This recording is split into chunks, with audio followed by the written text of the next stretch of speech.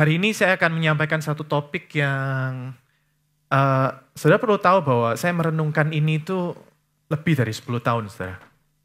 Kenapa? Karena saya tuh nggak merasa bahwa saya ini orang yang seperti ini gitu. Saya merasa tulus itu susah dimengerti. Saya merasa bahwa kayak tulus itu nggak bisa dipahami gitu dengan pikiran gitu. Tapi ya nggak tahu kenapa akhir-akhir ini Tuhan itu membawa saya kepada satu pengertian ini yang saya pikir ini adalah satu kebenaran yang membebaskan saya dan membuat saya mengerti bahwa ternyata ketulusan itu luar biasa. So ketika saya pernah tanya kepada Bapak Rohani, karena saya penasaran gitu ya. Saya merasa bahwa saya sulit melakukan menjadi tulus itu saya sulit gitu.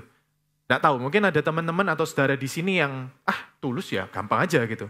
Yaitu bersyukur saudara, karena saudara mendapatkan kasih karunia untuk melakukan itu.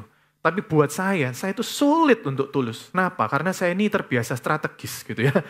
Jadi semua hal itu saya perlu pikirkan baik buruknya, benar salahnya, kemudian mungkin benefitnya apa gitu kan. Kalau nggak benefit ya ngapain dilakukan gitu. Itu saya gitu. Tetapi kemudian tiba-tiba secara mungkin sekitar 2-3 bulan terakhir itu tiba-tiba Tuhan bawa saya pada pengertian-pengertian yang ternyata buat saya tahu betapa Tuhan itu punya kerinduan dan betapa kalau kita melakukan ketulusan itu dampaknya besar sekali. Makanya saya kasih judul di sini Power of Sincerity gitu. Sincerity, betul ya? Kekuatan ketulusan gitu. Kita berpikir tulus itu lemah gitu ya. Orang yang tulus itu pasti orangnya lembut gitu kan. Ternyata enggak, saudara. Nanti kita akan buktikan gitu bahwa ketulusan itu adalah modal yang penting sekali untuk kita miliki kalau kita mau bicara tentang mengerjakan keselamatan dan hidup dalam kerajaan Allah. Mari kita sama-sama. Ya kita perlu ini dulu ya. Sama-sama mengerti dulu. Betapa pentingnya ketulusan. 2 Korintus 1 ayat 12. Saya sudah nggak kelihatan mata saya, jadi saya lihat sini aja ya. Saya sudah tua. Tahun depan umur saya kepalanya ganti gitu. Saya sedih. Tapi nggak apa-apa. Saya tahu saya di sini berbicara sama orang-orang yang mungkin lebih tua lagi, jadi bersyukur ya. Ya nggak apa-apa lah. Kadang ada orang yang umurnya tua tapi mukanya masih 20-30 tahun kan bersyukur ya. Inilah yang kami megahkan, yaitu bahwa suara hati kami memberi kesaksian kepada kami bahwa hidup kami di dunia ini, khususnya dalam hubungan kami dengan kamu, dikuasai oleh ketulusan. Ini luar biasa saya pikir, dikuasai oleh ketulusan. Kenapa kok nggak dikuasai oleh kasih gitu? Kok nggak dikuasai oleh sukacita dan sebagainya, saudara? Ini Rasul Paulus itu ternyata menemukan atau mengatakan bahwa salah satu prinsip untuk kita hidup di dalam kerajaan Allah tentunya pada waktu Rasul Paulus menggembalakan dan establish jemaat ya, maka dia bilang ini kuncinya gitu. Bahwa hidup kami ini dikuasai ketulusan dan kemurnian dari Allah gitu. Bukan oleh hikmat duniawi. Jadi itu bedanya ya. Kadang orang berpikir, membangun gereja mirip ya sama membangun bisnis. Salah satu perbedaan utama sebenarnya terletak di sini. Mungkin ada kemiripan. Kita butuh leadership, kita butuh strategi, visi ya. Tadi Danwi bicara tentang visi. Tetapi ada satu hal yang berbeda, saudara. Orang bisa running bisnis tanpa ketulusan mungkin berhasil, tergantung parameternya ya. Tapi kalau kita mau long term, nggak bisa juga sebenarnya. Tapi kalau kita bicara tentang jiwa, domba, orang-orang yang Tuhan percayakan pada kita, ketulusan ini sangat penting gitu. Dan ternyata untuk bisa menjadi tulus, itu butuh apa? Kasih karunia, saudara. Jadi, bayangkan, kalau itu butuh kasih karunia, berarti itu berat, saudara. Jadi sekali lagi makanya saya berpikir, untuk saudara yang bilang ketulusan itu mudah, saudara perlu bersyukur sama Tuhan. Karena Tuhan sudah memberikan kasih karunia yang besar dalam hidup saudara. Karena Rasul Paulus sendiri bilang, saya ini untuk tulus butuh kekuatan kasih karunia gitu. Dan di Mazmur 7 ayat 9 ya, dikatakan di situ, Tuhan mengadili bangsa-bangsa, hakimilah aku Tuhan, apakah aku benar, dan apakah aku tulus ikhlas. Bayangin parameternya ini nggak kurang apa gitu ya. Ibarat dalam kitab hukum KUHP gitu. Wah, ternyata KUHP-nya Tuhan ini ada dua, saudara. Kita benar nggak di hadapan Tuhan? Kedua, kita tulus nggak gitu? Itu yang akan menghakimi kita di hadapan Tuhan gitu. Kita mau tahu kita hidup sudah oke nggak sama Tuhan, kita bisa datang kepada Tuhan. Ini loh Tuhan, aku berhasil, aku menang dalam kehidupanku suatu saat ya, kalau kita mati gitu. Kita bisa datang dengan rasa percaya diri sama Tuhan. Tuhan, aku sudah menyelesaikan pertandinganku dengan baik. Apa parameternya? Kadang kita finishing well, saya sudah mengerjakan panggilan dan sebagainya. Tapi lihat, Mazmur bilang, yang Tuhan hakimi ini. Apakah aku benar? Dan apakah aku tulus ikhlas gitu? Jadi salah satu parameter yang sangat penting buat Tuhan. Nah kalau bagi Tuhan aja itu penting, ada maksudnya saudara. Makanya sama-sama kita akan lihat, dan saya berdoa dan percaya bahwa kita semua akan bisa menghidupi itu, dan hidup kita akan berubah dan berdampak. Nah, saya sudah teliti gitu ya, arti ketulusan. Dan waktu saya teliti, saya tuh cukup lemes gitu ya. Karena memang ternyata standarnya tinggi banget. Jadi ketulusan itu bukan cuma sekedar, saya melakukan sesuatu, saya nggak mengharap imbalan. Bukan cuma itu. Itu terlalu cetek gitu ya. Apa cetek itu?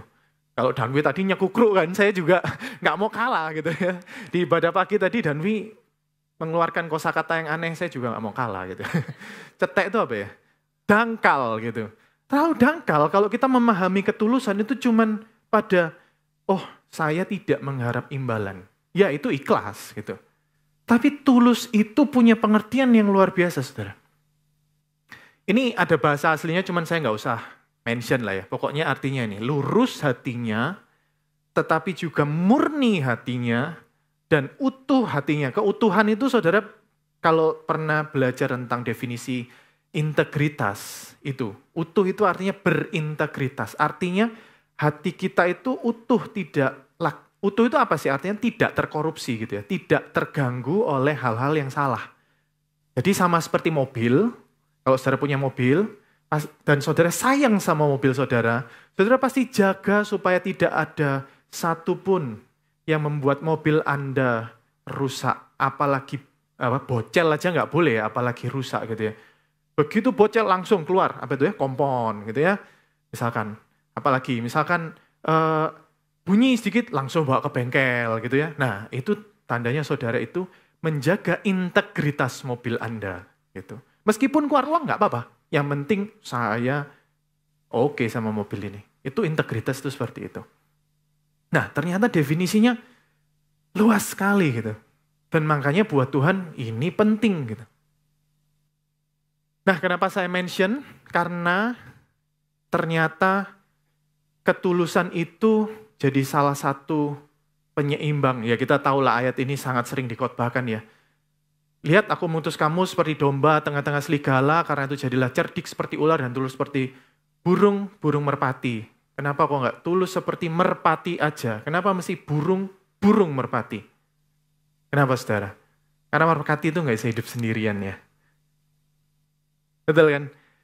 Kita tahu merpati itu binatang yang setia. Gitu.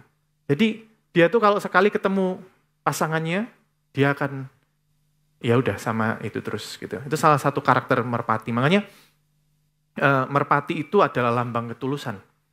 Gitu. Jadi salah satu poin ketulusan adalah kita akan menjadi setia di situ. Kemudian apalagi merpati itu tidak punya empedu ya. Tahu ya di situ. Merpati itu tidak punya empedu sehingga dia sebenarnya tidak menyimpan kepahitan dan sebagainya. Dan nanti kita akan lihat sama-sama kebenaran-kebenaran ini. Saya tidak berangkat dari itu, tapi ini relate banget. Nyambung banget. Merpati itu apa? Hewan yang kalau kita lepas, mau dimanapun, dia akan bisa kembali ke tempatnya, ke sarangnya. Kenapa saya tahu? Karena bapak saya itu dulu melihara merpati, saudara. Jadi kecil gitu, dari kecil saya selalu diceritai burung merpati. Meskipun saya nggak pernah memelihara burung merpati, tapi saya tahu gitu. Waktu kecil ada sih, di belakang rumah itu ada. Yaitu bapak saya cerita, ini mau dilepas kemanapun pasti balik gitu. Jadi itu hebatnya gitu ya. Jadi dia sangat tahu arah, sense arahnya itu kuat. Makanya lurus hati gitu saudara. Jadi merpati itu nggak melenceng ke kiri, nggak melenceng ke kanan. Dia tahu arahnya ke situ ya ke situ gitu. Kalau dalam yang lain lurus hati itu bicara apa sih? Orangnya tuh nggak bisa ditekuk kiri kanan gitu. Jadi lurus hati ini penting untuk menjalankan kebenaran dan keadilan, saudara. Nanti ini saya akan hubungkan semua gitu. Murni hati ya yang tadi. Murni itu berarti jujur, apa adanya gitu ya. Apa yang kita katakan dan apa yang kita perbuat dan isi hati itu sama seperti itu. Jadi agak mirip sama integritas ya. Tapi ternyata ketulusan inilah yang membungkus integritas gitu. Ini kayak ngomong sama peserta purity ya. Tapi ternyata itu ketulusan itu gitu.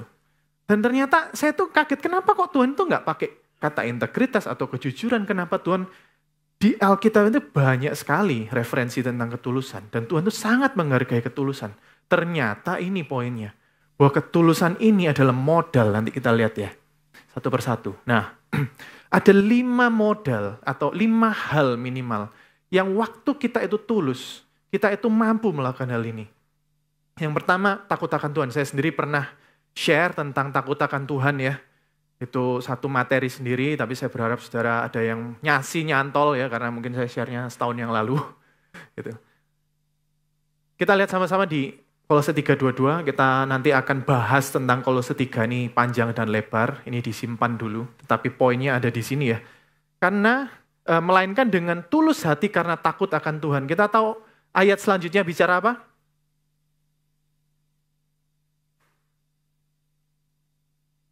Lupa semua.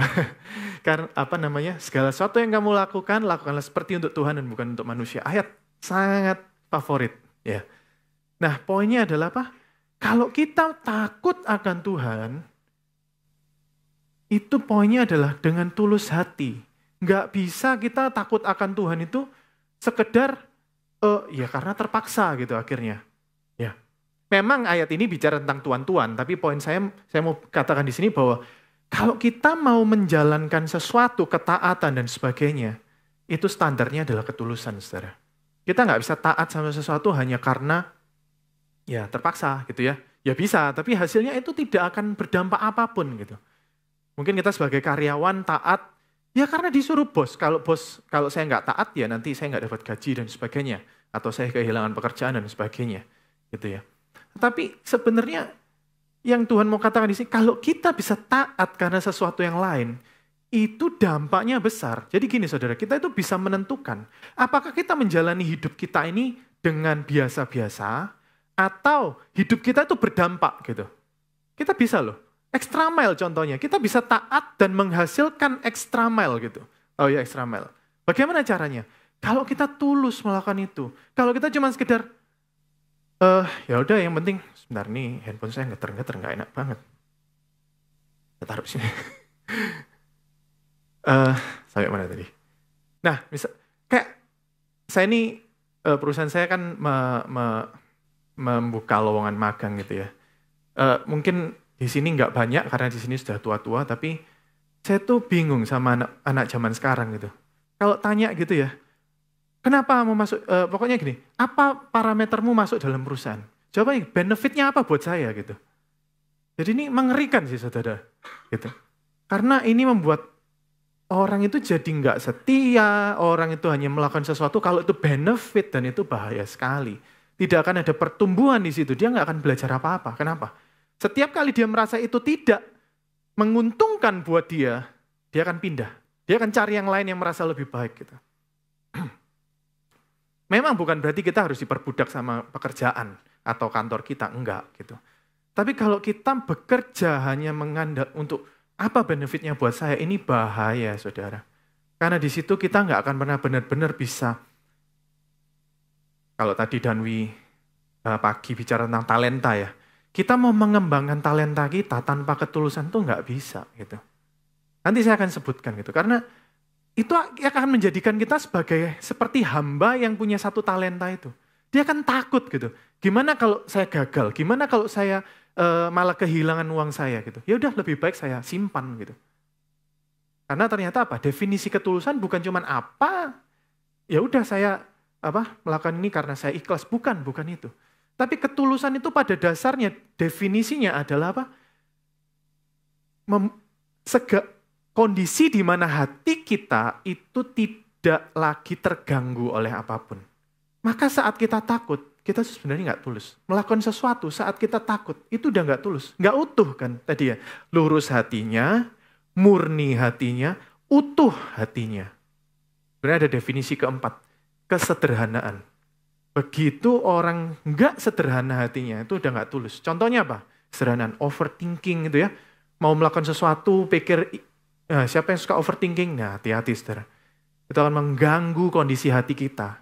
Sehingga membuat Tuhan nggak bisa bertata dalam kehidupan kita. Poin dari takut akan Tuhan itu sebenarnya adalah memprioritaskan Tuhan. Kita tahu Amsal itu inti dan konteks besarnya itu adalah apa? Takut akan Tuhan. Betul ya? Takut akan Tuhan adalah permulaan pengetahuan. Intinya apa? Takut akan Tuhan. Dan kemudian dia akan baru di ayat-ayat awal, mungkin sekitar 4-5 pasal pertama ya, itu isinya tentang takut akan Tuhan semua. Baru setelah itu bahas tentang prinsip-prinsip semua. Dan itu semua landasannya apa? Takut akan Tuhan gitu. Nah, Amsal itu pedoman, itu wisdom gitu, kitab wisdom buat kita. Dan itu dasarnya adalah takut akan Tuhan gitu. Dan ternyata untuk takut akan Tuhan itu butuh ketulusan. Kemudian iman, saya kayaknya harus lebih cepat ya. Iman, modal iman. Tujuan nasihat itu hati yang suci dan iman yang tulus ikhlas, saudara. Saudara, kita perlu tahu iman itu bukan gini, saudara. Pada waktu kita berdoa, Tuhan saya pokoknya percaya bahwa Engkau akan melakukan ini karena saya butuh ini gitu ya. Itu nodong, saudara. Iman itu punya prinsip tegak lurus sama kehendak Tuhan. Yang diutamakan adalah kehendak Tuhan gitu. Makanya kita nggak bisa beriman kalau kita tidak melakukan itu dengan tulus ikhlas. Kita beriman, Tuhan saya percaya Engkau, ini saya pernah lakukan ya. Tuhan Engkau yang berkati usaha saya, Engkau yang mengembangkan ini ke kiri dan ke kanan, itu perintah firman-Mu di ayat ini gitu ya. Tetapi dasar saya melakukan itu karena saya takut gitu.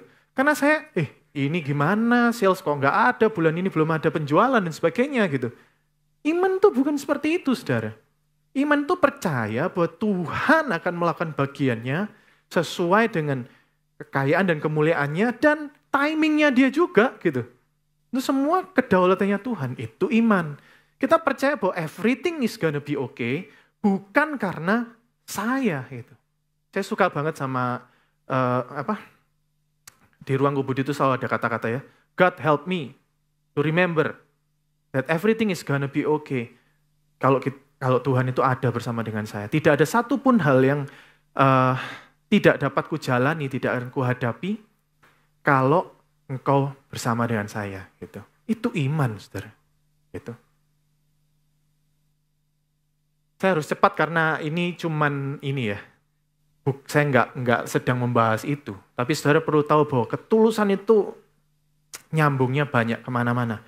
Keadilan, sebab hukuman kembali kepada keadilan dan akan diikuti oleh semua yang tulus hati, saudara. Jadi kalau kita tulus hati, hal pertama yang akan kita inginkan, rindukan untuk lakukan, itu adalah melakukan atau menjadi adil. Saudara, bagaimana sih menjadi adil? Kalau saudara punya 2 anak, saudara akan tahu rasanya menjadi adil. Nah, habis ini Danwi ya. Kok Danwi terus? Susah sekali, saudara. Semua kita sayangi ya. Dua-dua kita sayangi, yang besar sayang, yang kecil sayang. Terus gimana? Yang besar ngomong, wah saya tadi habis gini gitu kan. Yang kecil ngomong, wah nangis gitu ya. Wah disitulah kemudian seperti pecah perang dunia ketiga gitu. Yang satu teriak, yang satu pingin ini. Anak saya itu saudara, gak pernah sepakat saudara. Kalau yang satu pingin ini, misalkan tanya, ini kita mau beli cake. Mau yang misalkan green tea atau blueberry. Padahal dua-dua itu mereka suka saudara. Tapi kalau yang satu milih green tea, yang satu pasti milih blueberry. Saya tuh bingung gitu. Nah disitulah keadilan kita itu dites gitu ya. Dan kalau kita nggak tulus, kita takut lah. Ya sekali lagi, saya berusaha untuk membawa saudara pada definisi yang lain. Nggak tulus itu bukan karena, kita mengharapkan imbalan dari anak. Bukan saudara. Kalau kita takut nanti yang satu kepahitan sama kita dan sebagainya, kita nggak akan pernah bisa adil saudara. Kita akan condong ke salah satu. Tadi bicara tentang tulus seperti merpati dan serigala tadi ya, itu juga butuh keadilan untuk bisa menyeimbangkan semua itu. Nanti kita akan bahas di poin selanjutnya. Nah, janganlah kamu menghakimi, maka kamu pun tidak akan dihakimi. Dan seterusnya, sebab ukuran yang kamu pakai untuk mengukur akan diukurkan kepadamu. Ukuran kita itu akan menentukan, saudara. Apakah kita ini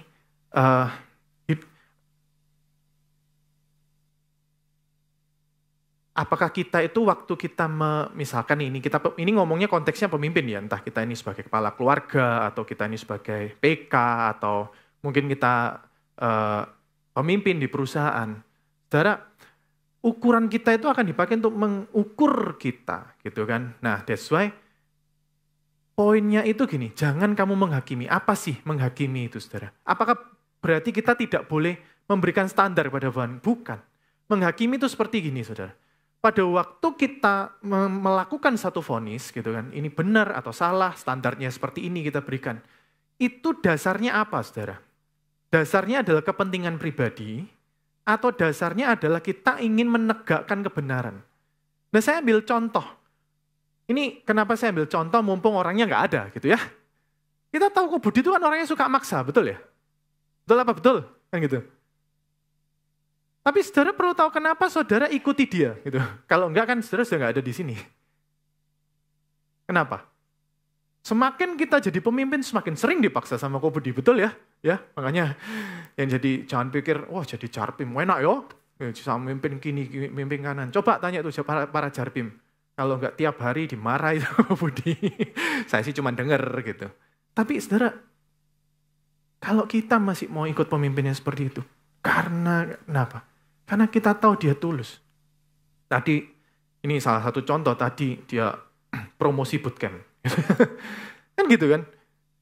Kalau sama bootcamp aja saudara takut, apalagi ngadepin hidup. Emangnya kesulitan hidup ini lebih gampang dari bootcamp? Jauh lebih sulit gitu kan. Kalau bootcamp aja saudara nggak bisa. Apalagi dalam kehidupan. Saudara kan lari sama problem hidup itu. Wah, nanti kasih sponsor. Cewek-cewek jangan jangan mau sama enggak guyon. Tapi maksudnya adalah itu akan menentukan gitu. Dan kita bisa lihat alasannya itu loh. Dia maksa bukan maksa ya, tadi juga bukan maksa, itu promosi sih. Dia melakukan itu bukan supaya program bootcamp ini terlaksana dengan baik, ngerti maksud saya? Tetapi supaya kita dapat benefit dari hal itu gitu. Itu ketulusan. Bisa ngerti maksud saya? Karena gini saudara, balik yang tadi ya. Karena gini, orang itu akan selalu bisa menangkap maksud di balik setiap tindakan kita. Jangan berpikir kalau kita ngomong A, tetapi maksud kita B. Orang nggak bisa nangkap maksud kita B itu. Orang itu bisa ngelihat dari raut muka, dari gestur kita, dari semua tindakan-tindakan kita, historinya ya, sejarah itu semua bisa kelihatan, saudara. Ketulusan, modal penggembalaan. Yang mengembalakan dengan ketulusan hatinya, saudara, kenapa? Karena kita menggembalakan itu supaya orang jadi benar, betul ya? Supaya orang itu bertumbuh, betul. Dan itu untuk benefitnya dia. Nah, orang benar dikatakan dia merasa aman seperti singa muda. Kenapa kok merasa aman seperti singa muda? Karena singa muda itu aman bukan karena dia yang hebat, tapi karena dia punya singa yang lebih besar gitu. Nah, menggembalakan itu membuat orang connect sama lion yang sebenarnya yaitu Tuhan. Bukan kita loh ya. Nah ini jangan sampai kita menggembalakan orang tujuannya dibawa ke kita. Itu juga bahaya sekali saudara. Tapi kalau orang itu kemudian bisa connect sama Tuhan, dia merasa aman gitu. Dan rasa aman itu membuat orang stay. Rasa aman itu membuat orang bertumbuh. Rasa aman itu membuat orang mau melakukan hal-hal yang di luar kemampuannya dia gitu. Di luar standarnya dia. Itu yang membuat orang bertumbuh. Karena apa? Dia merasa aman gitu. Jadi lucu, kita bisa keluar zona aman kalau hidup kita merasa aman. Betul? Kalau kita nggak merasa aman, kita nggak mungkin keluar zona aman kita. Gitu. Modal ketaatan, ya. Sama seperti, ini mirip ya ayatnya ya sama tadi, cuma di Efesus. Sama seperti kamu taat kepada Kristus. Jadi standar kita taat sama Kristus itu mesti dengan ketulusan gitu. Nah, makanya kenapa kok Tuhan bilang, kalau kita nggak datang kepada Tuhan dan bertobat, tidak menjadi seperti anak kecil, kita nggak bisa masuk kerajaan surga. Gitu. Kalau orang yang punya anak, mereka kan tahu gitu. Anak itu mau dimarahi kayak apapun, masih akan nempel sama orang tuanya. Gitu. Masih akan dekat gitu ya, dan tidak ada prasangka apapun. Gitu. Kita perlu tulus seperti anak, kalau kita mau belajar taat sama Tuhan.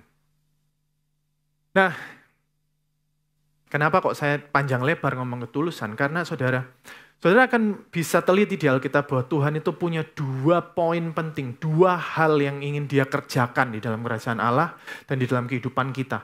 Ini poin yang sering diulang-ulang gitu. Sesungguhnya keselamatan, ya kita terima keselamatan gitu kan dan seterusnya. Tapi apa? Pada waktu keselamatan itu datang, maka kasih dan kebenaran dan keadilan itu adalah 2 poin sebenarnya. Pada waktu kita ini ketemu dengan Tuhan, ada 2 hal penting yang sebenarnya Tuhan juga lakukan itu, ya kan? Tuhan hidupin itu kan. Dia nggak bisa memungkiri kasihnya, makanya dia tetap menyelamatkan kita, tetapi dia juga tidak bisa memungkiri kebenarannya. Makanya dia pakai cara mati di kayu salib untuk menebus dosa kita gitu ya. Nah, 2 poin ini sebenarnya dia pingin kita hidupin juga gitu. Kenapa? Ya jelas karena kita ini hidup ngikutin Kristus gitu kan. Nah, karena itulah Tuhan itu pingin supaya di dalam kehidupan kita dimanapun kasih dan kebenaran itu jadi 2 poin penting. Nah, nanti saya akan bahas ini lebih lanjut, tetapi kita perlu tahu dulu berkat ketulusan gitu ya. Supaya saudara juga perlu tahu bahwa kadang-kadang kita mikir gini, kalau saya tulus terus saya gimana gitu. Gimana hidup saya, gimana nasib saya gitu kan. Karena pada waktu kita tulus, kita masih siap untuk memberi, melepaskan apa yang kita miliki dan semuanya. Gitu. Gimana nasib saya gitu kan. Dan saudara bisa lihat, kalau ini baca aja semua sendiri ya, karena ayatnya cukup jelas. Satu hal yang saya mau bilang, Tuhan itu menghargai orang yang tulus, dan kalau Tuhan menghargai dia, Tuhan akan bela dia habis-habisan. Jangan berpikir Tuhan akan tinggalkan orang yang sudah melakukan sesuatu buat dia, saudara. Ketulusan itu memiutangi Tuhan, saudara. Pada waktu kita melakukan setiap hal dengan tulus, Tuhan pasti akan bela kita habis-habisan. Makanya dikatakan, tidak pernah aku tuh melihat orang benar itu meminta-minta. Saya nggak pernah tuh melihat pemimpin-pemimpin kita itu meminta-minta, nggak pernah, saudara. Saya tahu kondisi keuangan mereka, saudara. Tapi saya tidak pernah melihat mereka meminta-minta. Saya percaya Tuhan berkati kehidupan mereka. Karena apa? Saya percaya mereka tulus. Kalau enggak, pasti enggak saya ikutin. Gitu. Kalau fakta bahwa saya masih ada di sini, itu fakta bahwa saya melihat pemimpin-pemimpin di SMC itu tulus, saudara. Dan saya enggak pernah melihat mereka tidak diberkati, saudara. Dengan tarafnya sendiri ya. Bahkan memberkati gitu. Ini, foto aja nanti renungkan sendiri ya. Udah, 5, 4, 3, 2, 1. Kalau enggak tadi ada QR code-nya. Ada banyak sekali saudara berkat dari orang yang tulus. Pada waktu kita melakukan ketulusan saudara, enggak perlu khawatir hidup kita. Justru sebaliknya, ini melatih iman kita, ini melatih disiplin rohani kita, supaya kita itu enggak ter-attach gitu ya, attach itu, melekat dengan hal-hal yang enggak penting sebenarnya gitu. Ya mungkin itu kekayaan, itu mungkin hal-hal yang mungkin selama ini kita itu merasa aman sama itu, padahal itu bukan Tuhan. Gitu. Oke, nah untuk menjadi tulus itu ada berapa poin saudara, dan ini semua di Kolose 3 tadi. Jadi kalau saudara baca Kolose 3 ternyata tuh ada poin-poinnya gitu ya, poin-poin perjalanannya gitu. Yang pertama, dan kita tahu kan endingnya di Kolose 3 itu adalah ya kita melakukan segala sesuatu seperti untuk Tuhan dan untuk manusia, di mana modalnya adalah kita melakukan itu dengan ketulusan di ayat sebelumnya, ayat 22. Nah, di Kolose 3 ayat 5 dikatakan karena itu matikanlah dalam dirimu segala sesuatu yang duniawi. Ya, kita bisa baca. Jadi poin pertama adalah matikan segala sesuatu yang duniawi. Jadi kenapa makanya dibilang ketulusan itu enggak cuma sekedar kita mengharap imbalan, saudara. Karena setiap hal yang duniawi itu akan mempengaruhi kita, mempengaruhi parameter kita, cara pandang kita pada waktu kita melihat seseorang. Kita di SMC ini belajar untuk mementor, betul ya? Memuridkan. Dan pemuridan kita itu, ya kita stylenya apa, murid kita stylenya apa gitu kan. Sangat bisa punya sisi dan cara pandang yang berbeda, saudara. Berapa banyak kita yang punya anak rohani dan crash sama anak rohani kita. Tetapi saudara, saya pastikan satu hal. Kalau saudara melakukan itu dengan tulus, meskipun kita ini penuh kekurangan, meskipun kita ini mungkin kurang hikmat gitu ya, salah ngomong dan sebagainya, selama kita tulus, dia pasti akan tetap tinggal sama kita. Tapi waktu kita nggak tulus, maka orang akan mempertanyakan, kenapa kok ngomong seperti ini dan sebagainya gitu, saudara. Poin pertama, matikanlah segala sesuatu yang duniawi. Poin kedua, membuang emosi yang salah. Ini juga penting sekali karena saya sering melakukan itu ya. Ada beberapa profil tertentu yang gampang gemes gitu ya. Saya tuh kalau ngeliat orang ini nggak bener caranya gini, itu saya gampang sekali meluap emosi gitu dan kemudian tuh seringkali orang jadi salah nangkep maksud saya gitu.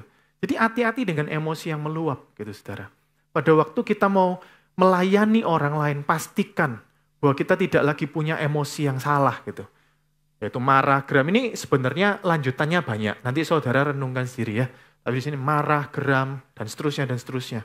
Itu kita nggak bisa. Apalagi waktu kita mentoring orang, dasarnya manipulasi gitu ya. Oh, supaya anak rohani saya banyak. Atau apapun lah ya. Nggak bisa, saudara. Orang sekali lagi pasti akan dapat niatnya kita yang sebenarnya itu apa.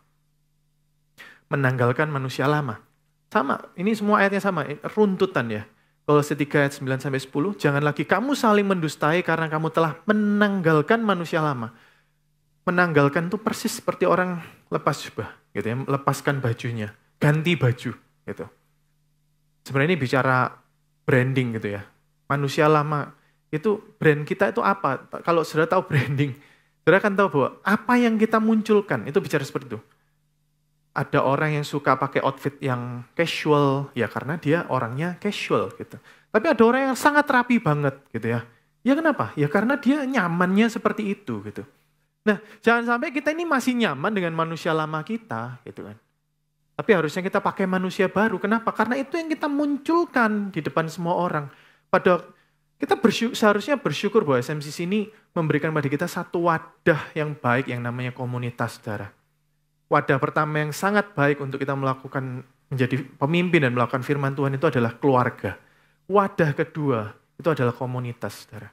Di mana di situ kita saling terbuka, hidup kita saling memasuki satu dengan yang lain gitu, saudara. Nah, disitulah kalau kita tidak melakukan dengan ketulusan, orang nggak akan berubah hidupnya, saudara. Tetapi waktu kita melakukannya itu dengan tulus, itu akan luar biasa. Kasih, saudara, saya tiba-tiba ingat, karena saya tadi agak lompat gitu ya. Ini poinnya soalnya cukup banyak, saya tahu makanya saya mengejar. Tetapi saya mau kembali. Kenapa kasih dan kebenaran? Saudara, kasih dan kebenaran kalau kita nggak lakukan dengan tulus, orang nggak akan nangkep itu. Kasih itu butuh tulus. Kalau tidak akan bertahan lama. Karena mengasihi itu melelahkan, betul? Betul ya? Nah kalau kita nggak tulus, kasih itu tidak akan menjadi yang namanya long suffering kan gitu ya.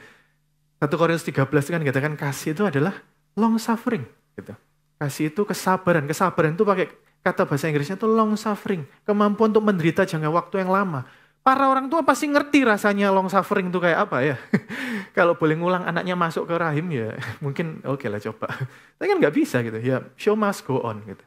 Tapi yang terjadi adalah ya kita menanggung penderitaan dan kalau kita nggak tulus, nggak mungkin bisa. Karena itu berbahagialah dan bersyukurlah kita menjadi orang tua, saudara. Saya tuh paling gemes, paling nggak habis pikir gitu sama tren zaman sekarang childless marriage itu ya. Loh, kalau kita tidak dikaruniai anak ya sudah gitu. Itu kewenangan Tuhan. Tapi kalau kita memutuskan tidak mau punya anak, saudara, dasarnya apa, saudara? Jangan-jangan kita tuh nggak mau berproses dan nggak mau bertumbuh gitu. Kita mau enak sendiri gitu. Mendapat anak itu karunia. Karena kita akan belajar benar-benar disiplin rohani dan seterusnya. Kebenaran. Kebenaran tanpa ketulusan apa yang terjadi? Itu tuntutan, saudara. Gitu. Jadi penting sekali kalau kita mau melakukan kebenaran Tuhan ini, bungkusnya adalah ketulusan. Kalau kita tidak tulus, saudara, kita nggak akan pernah mencerminkan Kristus dalam kehidupan kita. Apalagi? Nah, kan mengenakan sifat Kristus. Harusnya saya ambil poinnya di sini. Tapi dilihat, ini sengaja saya potong-potong ya, ada titik-titiknya, nanti baca sendiri di rumah. Tapi saudara bisa lihat di sini, bahwa setelah kita menanggalkan manusia yang lama, ya jangan nggak pakai baju kan gitu. Kita mesti pakai branding yang baru. Kita mesti tampilkan. Apa yang kita tampilkan? Kristus, saudara.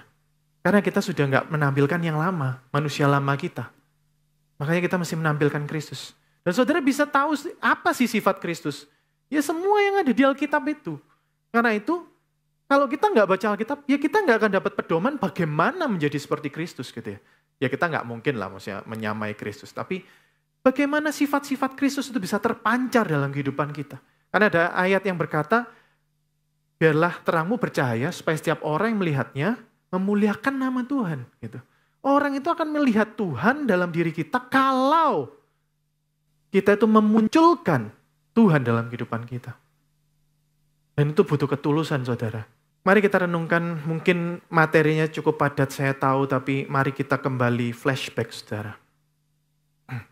Ketulusan itu lebih dari sekedar kita tidak mengharapkan imbalan. Ketulusan itu membuat kita punya hati yang bersih, punya hati yang murni, punya hati yang lurus. Lurus itu artinya kita melakukan segala sesuatu tidak melenceng ke kanan, ke kiri, tetapi benar-benar mengikuti kebenaran dan standar Tuhan, saudara. Ketulusan itu membuat hati kita utuh, bebas dari rasa takut, bebas dari rasa marah, dengki, iri, cemburu, dan sebagainya.